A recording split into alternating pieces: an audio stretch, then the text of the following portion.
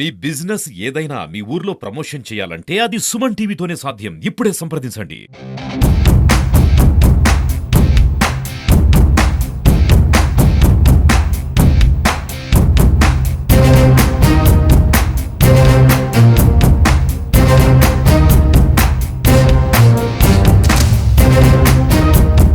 నమస్కారం. నా పేరు దోలం గోపి, అనకాపల్లి పార్లమెంట్ నియోజకవర్గ అధికార ప్రతినిధి, జనసేన పార్టీ. ఈరోజు వారాహి విజయబేరి యాత్రలో భాగంగా మరి పిఠాపురం తర్వాత రాష్ట్రంలోనే మొట్టమొదటిసారి నిర్వహించబోతున్నటువంటి నియోజకవర్గం ఏదైనా ఉందంటే అది అనకాపల్లి నియోజకవర్గం మాత్రమే. కొనతాల రామకృష్ణ గారి నేతృత్వంలో ఈరోజు ఈ కార్యక్రమం అంతా కూడా జరగబోతోంది. ఇక్కడ ఉండేటటువంటి ఉమ్మడి పార్టీల తెలుగుదేశం, జనసేన, భారతీయ జనతా పార్టీ నాయకులు, కార్యకర్తలు కూడా చాలా అధిక సంఖ్యలో ఈరోజు జరగబోయే యాత్రకి పాల్గొనబోతున్నారు.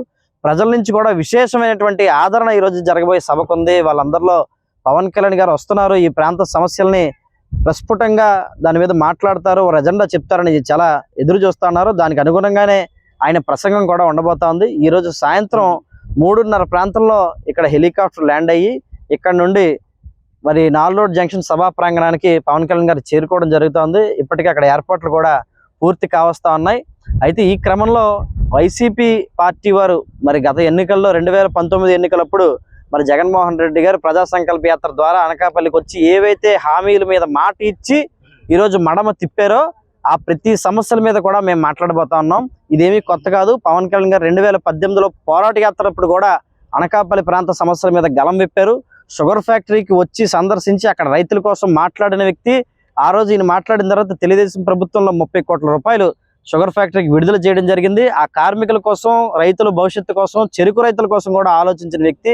అలాగే మరి గత ఏడాది చూసుకుంటే విస్సన్నపేట భూకుంభకోణం ద్వారా అనకాపల్లి ప్రాంతాన్ని దోచుకుంటారన్నప్పుడు కూడా ఆయన ఈ ప్రాంతానికి రావడం జరిగింది. ఉత్తరాంధ్ర ప్రాంతంలో ప్రత్యేకించి అనకాపల్లి మీద పవన్ కళ్యాణ్ గారు ఒక ప్రత్యేకమైన అభిమానం ఉంది. దాంట్లో భాగంగానే మొట్టమొదటిసారి ఈరోజు వారాహి విజయబేరి ఎన్నికల యాత్ర పిఠాపురం తర్వాత అనకాపల్లిలో నిర్వహిస్తా ఉన్నారంటే ఒకసారి అనకాపల్లి నియోజకవర్గ ప్రాముఖ్యత తెలుసుకోమని చెప్తా ఉన్నాం. ఈ జగన్మోహన్ రెడ్డి ఏ మాట తప్పాడో ఈరోజు ప్రతి దాని మీద కూడా ఆయన మాట్లాడబోతున్నారు. ఈరోజు అధికార పక్షం చేసినటువంటి దాష్టికాల మీద చీల్చి చెండాడబోతా ఉన్నారని కూడా చెప్తా ఉన్నాం. అలాగే ఈ ఏర్పాట్ల విషయానికి వచ్చినప్పుడు కూడా ఇది ఇప్పటికీ 3వ హెలీప్యాడ్. 2 హెలీప్యాడ్లని ఆల్రెడీ ఒక హెలీప్యాడ్కి మేము అర్జీ పెట్టుకోవడం, దాన్ని మరి గతంలోనే జగన్మోహన్ రెడ్డి గారు కానీ, ముఖ్యమంత్రి హోదాలో చంద్రబాబు నాయుడు గారు కానీ, పవన్ కళ్యాణ్ గారు కానీ దిగినప్పటికీ కూడా అది కాదని రాత్రి చెప్పినప్పుడు అర్ధరాత్రిగా మొన్న రాత్రి నుండి ఈరోజు ఇక్కడ చూస్తున్నటువంటి హెలీప్యాడ్ ఏర్పాట్లు చేసుకోవడం జరిగింది. మేము కూడా మెంటల్గా ప్రిపేర్ అయ్యాం. ఈ ప్రభుత్వ హయాంలో ఇబ్బందులు అనేవి తప్పవు. ఈ ఇబ్బందులు ఉన్నప్పుడు మనం ఎలా ముందుకెళ్ళి పని చేసుకోవాలన్న దానికి కూడా మేము కూడా సిద్ధపడే ఉన్నాం. ఎన్ని అడ్డంకులు సృష్టించినప్పటికీ కూడా ఖచ్చితంగా ఈ వారాహి విజయ బేరి ద్వారా ఒక విజయ డంకాన్ని ఉమ్మడి పార్టీలు మేము మోగించబోతా ఉన్నాం ఈ రోజు.